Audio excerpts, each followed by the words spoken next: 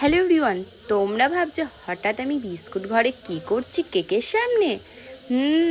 সেটাই আমিও ভাবছি, তোমরা কি ভাবছো তাই না? আজকে হচ্ছে আমাদের বোজো দাদার জন্মদিন। তো আমি সেটা সকালে দেখলাম, তারপরে হঠাৎ নীল এলো। দিয়ে নীলকে আমি বললাম চল বোজোকে একটা সারপ্রাইজ দেওয়া যাক। কারোর জন্য তো কখনো করা হয় না, বোজোকে দিয়ে স্টার্ট করি, কারণ এই ছোটো ছোটো মোমেন্টগুলি মনে থাকবে আমাদের।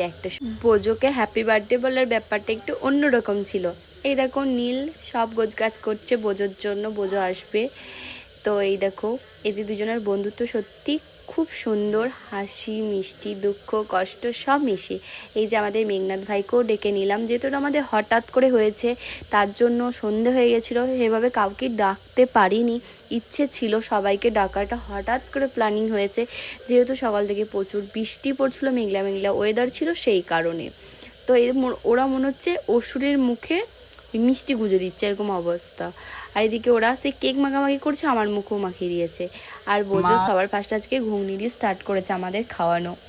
তো ঘুগনি খেতে আমার ভালোই লাগে, আমাদের কাটুয়ার ঘুগনি হেভি টেস্ট। আর কাটুয়ার এই যে মরিঘাটের এই জায়গাটা এত সুন্দর, ওয়েদার, অনেক মানুষ আসে, অনেক মানুষ ঘুরতে আসে, কি সুন্দর একটা প্লেস। তো অবশেষে আমরা মোমো